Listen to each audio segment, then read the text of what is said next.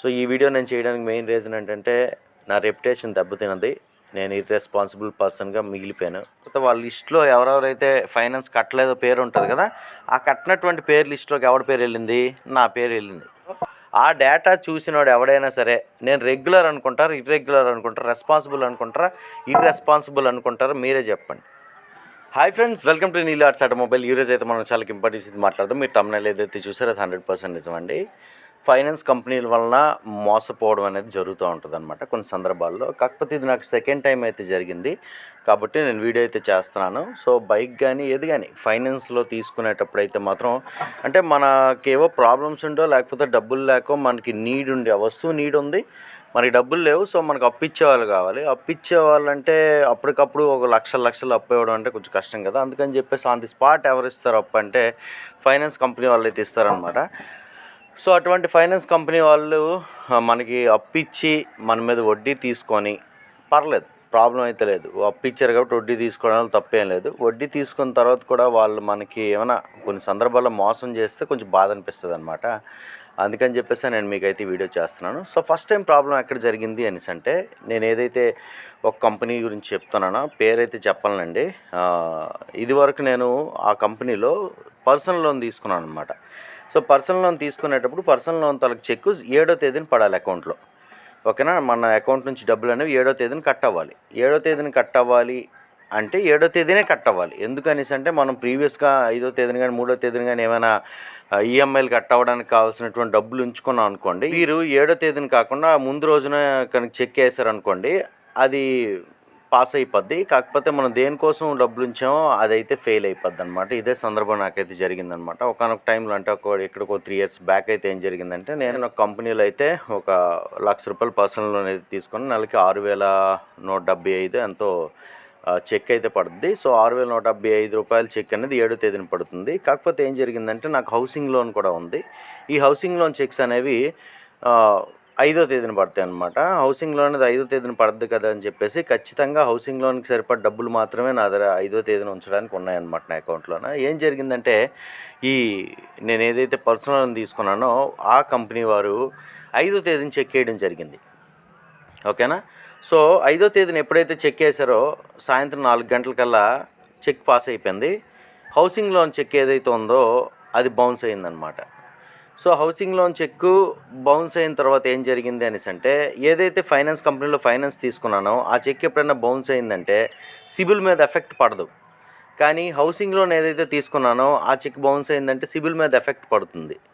కాబట్టి నాకు సిబిల్ మీద ఎఫెక్ట్ పడింది. దాని నుంచి తేరుకోవడానికి చాలా టైం పట్టేసింది. నేను ఆన్ ది స్పాట్ నేను ఆ ఫైనాన్స్ కంపెనీ వాళ్ళకి కాల్ చేసి అది ఇది అడిగినా సరే అక్కడ ఏం పని జరగదని అయితే నాకు అర్థమైపోయింది అనమాట. ఆ మేనేజర్ కానీ ఎవరు కానీ నాకైతే న్యాయం అసలు మరి చేయలేరండి. ఎందుకు చేయలేరు అనేసి అంటే ఏమైనా నాకు కాంపన్సేషన్గా ఏమైనా ఇవ్వగలిగితే ఇచ్చేస్తారు. కానీ అదే రోజు చాలామందికి అయితే అలాగే చేశారట. చెన్నైలో ఉండేటటువంటి వాళ్ళ హెడ్ ఆఫీస్ నుంచి అయితే 5వ తేదీనే చాలామందికి చెక్కులు అకౌంట్లో వేయడం. నాకైతే డబ్బులు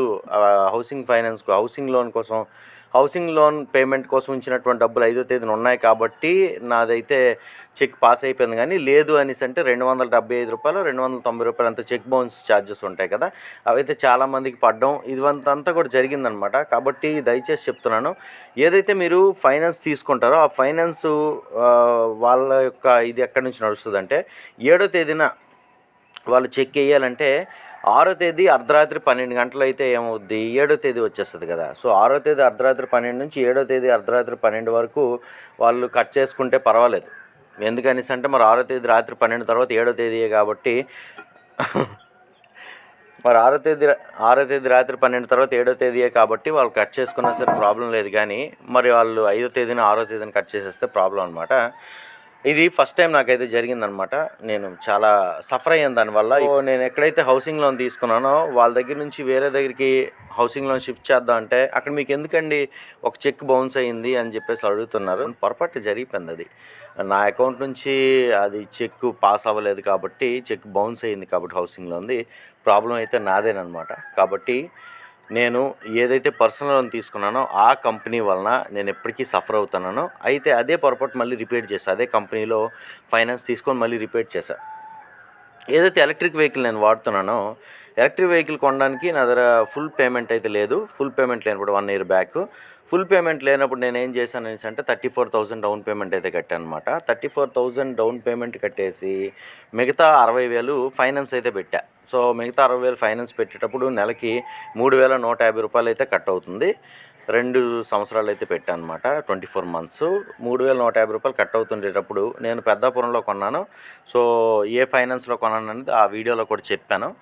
అయితే మ్యాటర్ ఏం జరుగుతుందనేసి అంటే ఎవరైతే నా చేత ఫామ్ ఫిలప్ చేయించారో ఆ కంపెనీ త్రూగా ఆ పర్సన్ ఏం చేశారనేసి అంటే నేను అకౌంట్ నుంచే నాకు కట్ అవ్వాలండి. బై హ్యాండ్ ఫైనాన్స్ అయితే నేను దాన్ని సపోర్ట్ చేయను.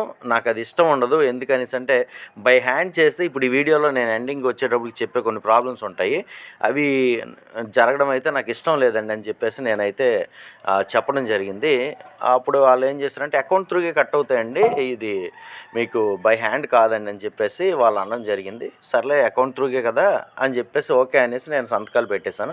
పెట్టేసిన తర్వాత ఏం జరిగిందంటే మార్చి నెలలో కొన్నాను కదా, ఏప్రిల్ 5న అయితే ఫస్ట్ పేమెంట్ కట్టాలి. ఫస్ట్ పేమెంట్ కట్టాలన్నప్పుడు మీ అకౌంట్లో డబ్బులు ఉంచుకోండి, చెక్ బౌన్స్ ఛార్జెస్ అవాయిడ్ చేయండి అవన్నీ చెప్పేసి మెసేజ్ అయితే వచ్చిందనమాట. కానీ అకౌంట్ నుంచి అయితే డబ్బులు కట్ అవ్వాలి. సో కట్ అవ్వకపోయినప్పుడు ఆ కంపెనీ నుంచి కాల్ వచ్చింది నాకు. కాల్ ఎప్పుడు 15వ తేదీనో లేకపోతే 10వ తేదీనో ఎప్పుడో, సార్ మీ పేమెంట్ అవ్వలేదండి అనేసి అంటే నా ట్రాన్సాక్షన్స్ ఎక్కువ అవుతుంటాయిలేండి, మరి నేనైతే పేమెంట్ చెక్ చేసుకోలేదు, అకౌంట్ త్రూగా కదా కట్ అవుద్ది అని చెప్పేసి అన్నాను. అంటే అకౌంట్ త్రూగా మీది కట్ అవ్వలేదండి, ఈ మంత్ కట్ అవ్వలేదు, వచ్చే నెల నుంచి కట్ అవ్వచ్చు, అప్డేట్ కాలేదండి ఇంక అని చెప్పేసి అన్నారు. ఇలా మీకు కూడా అనే ఉంటారు ఆ కంపెనీ వాళ్ళు. అయితే అప్డేట్ కాకపోయి ఉంటుందండి అని చెప్పేసి అన్నారు. అంటే ఓకేనండి అని చెప్పేసి నేనైతే 3,150 రూపాయలు పేమెంట్ ఎవరైతే నాకు కాల్ చేశారో వాళ్ళకైతే వేసాను. వేసిన తర్వాత నెక్స్ట్ మంత్ కూడా సేమ్ కాల్ రిపీట్ అయింది. సార్ ఈ మంత్ కూడా ఇంకా అప్డేట్ కాలేదండి, అందుకని చెప్పేసి మీరు మామూలుగా కట్టేయండి అని చెప్పేసి అంటే నేను 3,150 రూపాయలు కట్టేశాను. సో ఈ 2 సందర్భాల్లో ఏం జరిగిందంటే అకౌంట్ నుంచి కట్ అవ్వకపోవడం వలన వాళ్ళకి ఎప్పుడో గుర్తొచ్చినప్పుడు లేకపోతే వాళ్ళ లిస్టులో ఎవరెవరైతే ఫైనాన్స్ కట్టలేదో పేరు ఉంటుంది కదా, ఆ కట్టినటువంటి పేరు లిస్టులోకి ఎవరి పేరు వెళ్ళింది, నా పేరు వెళ్ళింది. కాబట్టి నా రెప్యుటేషన్ ఆల్రెడీ 2 మంత్స్ దెబ్బతినేసింది అనమాట. 5వ తేదీన కట్టాల్సినటువంటి పేమెంటు 10వ తేదీన 12వ తేదీన 13వ తేదీన నేను కట్టడం అయితే జరిగిన తర్వాత రెప్యుటేషన్ అయితే ఆల్రెడీ దెబ్బతినేసింది. తర్వాత వాళ్ళు వెళ్ళిపోయింది. ఆ ఎగ్జిక్యూటివ్స్ మరి ఉన్నారో లేరో మరి నాకైతే తెలీదు. ఇంకొక ఎగ్జిక్యూటివ్కి అయితే అసైన్ చేశారు జూన్ మంత్ నుంచి. సో జూన్ మంత్ నుంచి ఇంకొక ఎగ్జిక్యూటివ్కి అసైన్ చేసిన తర్వాత ఆయన నాకు కాల్ చేశాడు, సార్ ఈ మంత్ కూడా మీ అకౌంట్ నుంచి అయితే కట్ అవ్వదండి, నాకు పేమెంట్ వేసేయండి అని అన్నాడు. ఓకే వేసాను. అది మళ్ళీ లేట్ పేమెంటే. అయితే మరి మీకు డౌట్ రావచ్చు, మరి ఇలా జరుగుతున్నప్పుడు మీరు తెలుసుకొని దాన్ని ఏదో క్లియర్ చేసుకోవచ్చు కదా అనేసి అంటే, క్లియర్ చేసుకోవడానికి నేను ఎక్కడో రాజమండ్రిలో ఉన్న బ్రాంచ్ నుంచి అయితే ఫైనాన్స్ తీసుకున్నాను. సో ఇక్కడ నేను ఉన్నాను మా శ్రీకాకుళం, దీనికోసం క్లియర్ చేసుకోవడానికి రాజమండ్రి వెళ్ళినా అక్కడ ఏం పని జరగదని అయితే నాకు తెలిసిపోయింది. అయితే మెసేజ్ మాత్రం వచ్చేస్తుంది, 5వ తేదీన డబ్బులు ఉంచుకోండి కట్ అవుద్ది. 5వ తేదీ నుంచి ఏ డేట్ని కట్ చేస్తారో తెలియదు. కొన్ని సందర్భాల్లో అయితే మెసేజ్ అయితే పెడతారు కొన్ని కంపెనీలు, కానీ వాళ్ళకి నచ్చిన డేట్లో కట్ చేస్తారు. 5వ తేదీ తర్వాత వాళ్ళ ఇష్టం అనమాట, ఇంకే డేట్ని చెక్ చేస్తారో తెలియదు. కాబట్టి దానికి తగ్గట్టు డబ్బులు అయితే ఉంచుకోవాలన్నమాట.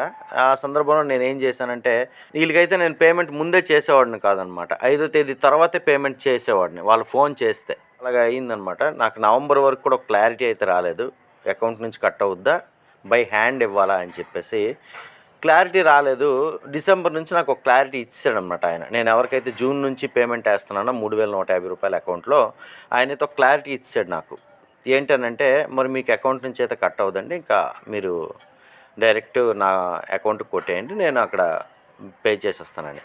సో ఈయనతో మనకుండే కమ్యూనికేషన్ బట్టి, ఈయనతో మనకుండే కన్వర్సేషన్ బట్టి నేను రిసిప్ట్లు అడగలే. నేను పేమెంట్ కట్టిస్తారు కదండి నాకు రిసిప్ట్ ఇవ్వండి అని చెప్పేసి నేను అడగలే. అది పెద్ద పొరపాటు నాది. సో రిసిప్ట్ తీసుకోకపోవడం అనేది చాలా పెద్ద పొరపాటు. నేను నాకు ఆ మేనేజర్కి కాల్ చేస్తే నాకు తెలిసి వచ్చిందనమాట. పేపర్ ఎవిడెన్స్ కావాలండి, ఓకేనా, ఆయన లేటుకి కడుతున్నాడో మీరు లేటుకి ఇస్తున్నారో పేపర్ ఎవిడెన్స్ కావాలన్నట్టుగా నాకు అనిపించింది ఆయన మాటలు.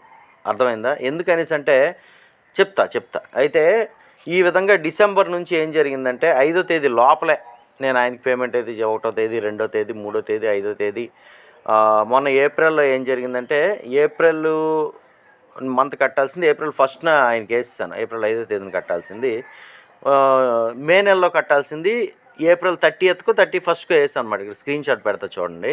వేసాను. ఏం జరిగింది అంటే మే నెల 22వ తేదీ నాకు కాల్ వచ్చింది కంపెనీ నుంచి. కాల్ వచ్చింది, ఏంటి మీది ఈ నెల ఫైనాన్స్ కట్టలేదండి అంటే, కట్టానండి. ఎప్పుడు కట్టారు చూపించండి అంటే, ఇదిగోండి ఏప్రిల్ 30న కట్టాను. మరి ఏప్రిల్ 30న కడితే ఏప్రిల్ నెలలో అవుద్దండి, మే నెలది కాదంటే, ఏప్రిల్ నెలది కూడా ఏప్రిల్ 1వ తేదీన కట్టానండి అని చెప్పేసి ఆయనకి ఆ రిసిప్ట్ కూడా చూపించాను. చూపెడితే ఇదిగోండి మీరు ఎవరికైతే డబ్బులు కడుతున్నారో ఆయన చాలా లేట్ పేమెంట్స్ అయితే చేస్తున్నాడండి. మీరు ఈ డేట్లో కట్టారు కదా, ఆయన డబ్బులు వాడుకొని చాలా డేట్ ఎక్స్టెండ్ చేసేసి ఎప్పుడో కడుతున్నాడండి అని చెప్పేసి మొత్తానికైతే చెప్పారు. అయితే నిన్న ఏం జరిగిందంటే, ఈ మంత్ పేమెంట్ ఎవరికి చేయమంటారు అని నేను మెసేజ్ చేస్తే వాళ్ళ మేనేజర్ నెంబర్ ఇచ్చాడు అనమాట. నేను ప్రతి నెల ఎవరికైతే కడుతున్నానో ఆయన వాళ్ళ మేనేజర్ నెంబర్ ఇచ్చాడు. నెంబర్ ఇచ్చి పేమెంట్ ఎవరికి చేయాలంటే నాకు చేసేయండి అని చెప్పేసి మేనేజర్ అన్నారు. మేనేజర్ అంటే నేను పేమెంట్ చేశాను. చేసిన తర్వాత వితిన్ సెకండ్స్లో నాకు రిసిప్ట్ కూడా పంపించాడు అనమాట ఆయన మొబైల్కి. నా మొబైల్కి అయితే రిసిప్ట్ పంపించాడు. పంపించేసిన తర్వాత ఏం జరిగింది అంటే, మరి కిందటి నెల పేమెంట్ మీద ఒకటి పెండింగ్ ఉందండి కట్టలేదు అని చెప్పేసి అంటే, మరి కిందటి నెల ఆయనకి వేస్తాను కదండి డబ్బులు అంటే, ఆయన తీసామండి అని అన్నాడు. అర్థమైందా మీకు? ఆయన తీసామండి అని అన్నాడు. ఇప్పుడు ఆయన తీసేసిన తర్వాత ఆయనకి నేను అడిగిన, ఆయన కట్టేస్తానని అంటాడు కానీ ఇంకో 1 month అండి ఆయనకి టైము, ఈలోగా మీరు సెటిల్ చేసుకోండి అని చెప్పేసి అన్నాడు అనమాట మేనేజర్. నాకు కాల్ చేస్తే, నేను కాల్ చేస్తే మేనేజర్ ఆ మాట అన్నాడు. అన్న తర్వాత నేను ఈయనకి మెసేజ్ చేశాను, నాకు అర్జెంట్గా రిసిప్ట్ కావాలండి అని చెప్పేసి. 24 hours దాటింది, ఇప్పటివరకు రిసిప్ట్ కూడా రాలేదు. అందుకే ఇప్పుడు ఈ ఏజెంట్ ఎవరైతే ఉంటారో, అంటే కలెక్షను రాజమండ్రి నుంచి ఈ శ్రీకాకుళం ఇటు సైడ్ ఎవరైతే వాళ్ళ దగ్గర ఫైనాన్స్ తీసుకుంటారో వాళ్ళ దగ్గర కలెక్ట్ చేయడానికి అపాయింట్ చేసినటువంటి ఏజెంట్ ఎవరైతే ఉంటారో వాళ్ళు మన డబ్బులు వాడేసుకొని లేట్ పేమెంట్ చేశారు. తర్వాత డబ్బులు వాడేసుకొని ఒక నెల పేమెంట్ కూడా చేయలేదు. నేను ఏదైతే ఫైనాన్స్ కంపెనీలో లోన్ తీసుకున్నానో అది సిబిల్కి ఎఫెక్ట్ కొట్టదు కాబట్టి అదొక్క ప్లస్ పాయింట్. ఓకేనా? సిబిల్కి ఎఫెక్ట్ కొట్టింది అలాంటి దాంట్లో చెక్కులు కట్ అవ్వకుండా, నేను చెక్కులు ఎప్పుడు నాకు బౌన్స్ అవ్వదు మ్యాక్సిమం, చెక్కులు కట్ అవ్వకుండా ఈ మనిషి వచ్చి కలెక్ట్ చేసుకునేటటువంటి పరిస్థితుల్లో లేట్ పేమెంట్స్ అయితే సిబిల్ మీద ఎఫెక్ట్ పడితే హూ ఈజ్ రెస్పాన్సిబుల్ ఒకటోది.